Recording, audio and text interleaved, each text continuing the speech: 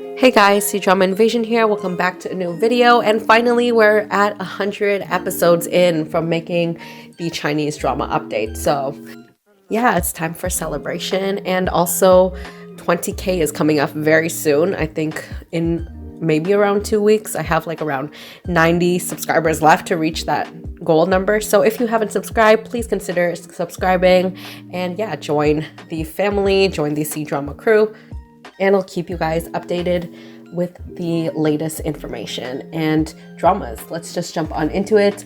This week we have loads of new dramas that came out. First one is called Be Reborn. This is a suspense drama with 26 episodes.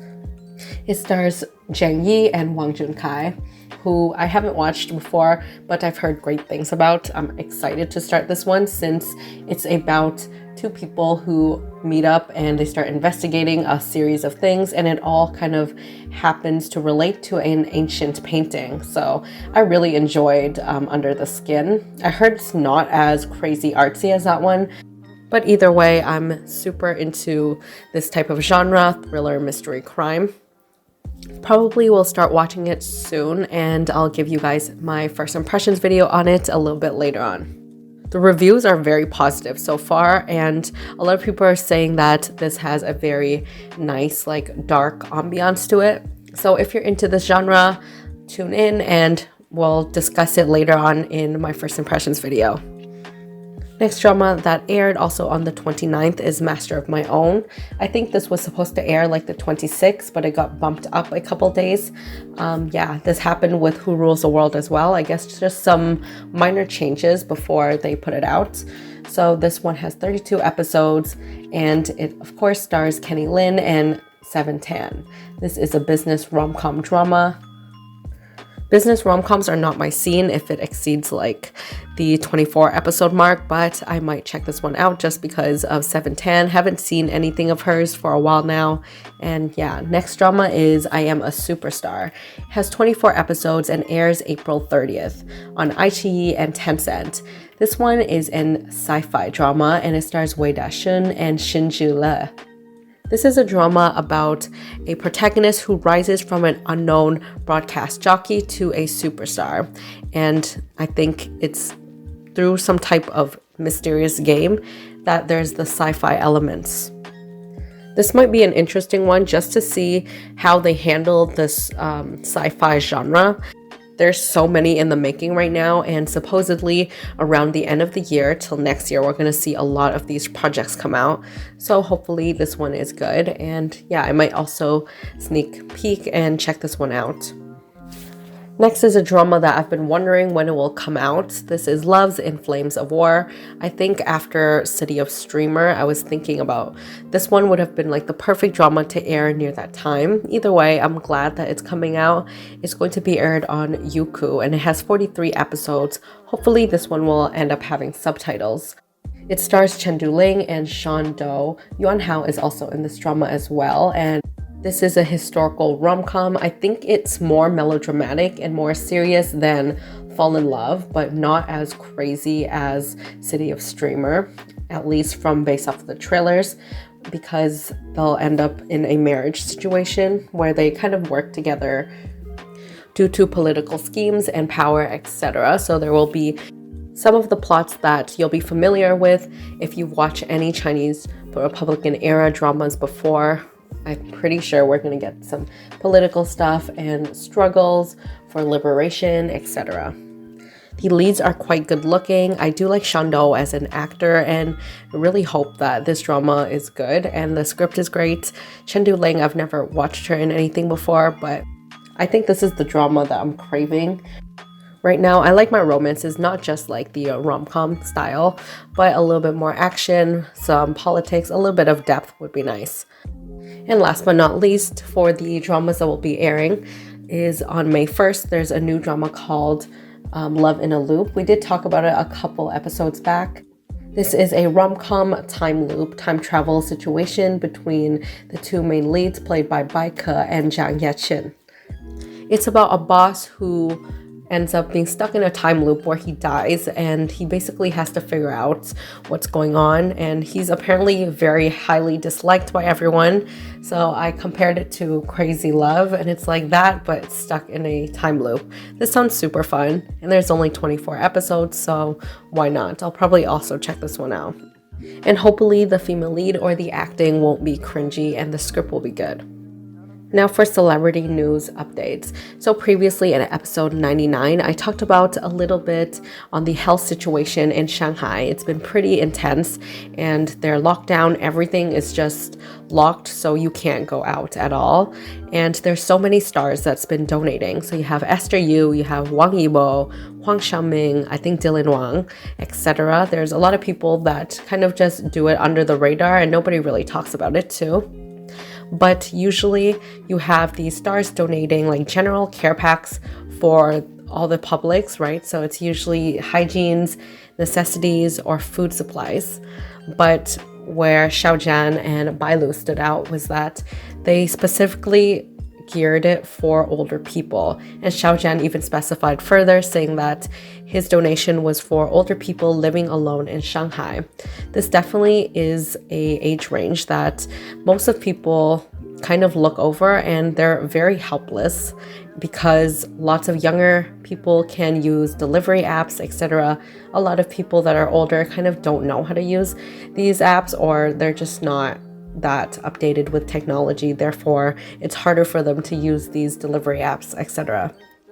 Therefore, it's super sweet and considerate of Xiao Zhan and Bai Lu to send care packets to them. I think Xiao Zhan's team focused more on like the food side of things, so he donated actually 2 times rice, cooking oil, food, like big boxes to a bunch of people. And then Bai Lu's side was more the hygiene, so she sent like necessities such as protective suits, masks, elderly diapers, female menstrual pads, toilet paper, etc. Yeah, these are things that you kind of overlook. Like you send food and stuff, but there's sometimes like you need like toilet paper, you need all these things. And then after recently, Xiao Zhan team also updated that he donated again, and this time it's with fruits and vegetables full of nutrition. Moving on to ZHAO LUSI and Yangyang news, but I'm speaking specifically from the ZHAO LUSI perspective and her interview questions. So recently there's been like a press release with a bunch of interviews, live streams of Who Rules the World cast members, and of course unfortunately I don't think it's subbed, but if you search online there's like small clips if personal like fan subs or fan accounts did that, so that's where I've got most of the information from. So let's start with the first question. So the first question was that how do actors get familiar with each other on set? By behaving childishly or playfully? And she actually reveals that there's a lot of actors that she's still completely unfamiliar with even after filming for months together. She says that I'm really slow to warm up type of person, so I usually behave in an optimistic and enthusiastic way. And she just says that there's actually no choice. It's kind of a struggle for her actually, because in this industry you can be a slow to warm up person on set, but if you take too long to warm up with others while working, someone will say that you're being pretentious, putting on airs, or trying to be unlikable to work with. So in this industry you can't be too slow to warm up.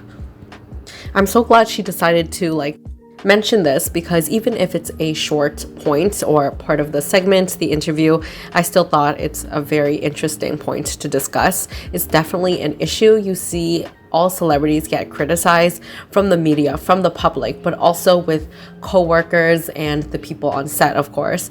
Can you imagine being like an introvert or just not being out there, but like you have to really push yourself despite working like 12 hours a day?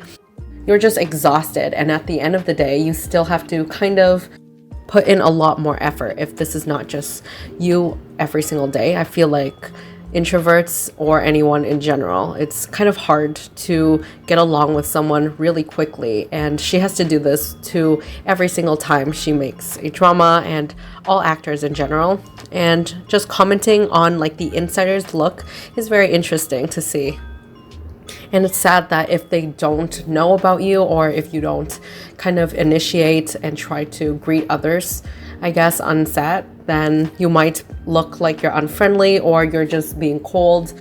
But in reality, it could just be because you're so tired and you just spent how many hours in the sun trying to practice choreography and act, etc. She then comments on her and Yangyang working together. She says that he's also the same type of person she is. He's like kind and respectful, but he kind of keeps to himself. So it was very awkward on set. She says just a few days ago, how they really start like getting to know each other is that they have this little competition going on. So she's like, they're both quite playful. She would bring in toys and different things because you're on set the whole day and there's really nothing to do. So yeah, she brings in like this small bubble machines, some toy bubble guns, and then the next day he comes in and he brings like the biggest size bubble gun. She says that they always compete by bringing toys and trying to beat each other on set, which is making the filming experience interesting. Yangyang's perspective was that it's very relaxing and fun to film. Everyone's in a good mood on set, and he says that ZHAO LUSI always brings small toys on set. Therefore, he says that he can't stop bickering or competing with her, and he decides that he can't let her win and he wants to bring in a bigger version of the toy. I think it happened a couple times. There's like a time where she was like playing around with like a fan, and then he went out of his way to buy a bigger fan, which is just so funny to me. During their live stream, they also admitted that they keep on bickering, and there's a moment where the interviewer asks Yangyang to draw Bai Feng, and he drew an angry bird to tease Lusi because for some reason they always end up getting into small arguments on set. Two other mini drama news. The first one is that the Legend of Yunxi, the one with Zhang Yaqin and Zhu Jingyi, will be getting a remake. No casting on it at the moment, but we'll just have to wait and see. I thought that that drama is quite recent, so it's kind of weird that they're remaking it, but either way, I hope it turns out good and whoever they cast will do a good job. I doubt I'll be rewatching that since I still like remembered everything that happened in the first one and just really enjoyed the original story. Anyways, the last two news is about the South Korean broadcast of Chinese dramas. So the first one is that Novoland Pearl Eclipse is beating a lot of big name TV series in Korea itself. I think it's being broadcast and it's still being streamed and being very popular at the moment. And with the continued collaboration with China and Korea again, we're seeing Yangzhu and Xiao Zhan's The Oath of Love, which will be airing on the same station in South Korea in a couple of days, I think on May 2nd or May 3rd. This also makes them eligible for many End of the Show's awards in Korea. Once again, thank you for your support. Let's play the emoji game. Comment down in the comment section below with any confetti or anything that represents celebration emojis in the comments below. And if you subscribed but you haven't hit that notification bell, make sure you do that and put it to all so you know when I update next. And also, huge thank you for any supporters who bought me a Ko-fi on my Ko-fi page and sent me a little message there. Highly appreciate it and look forward to upcoming videos.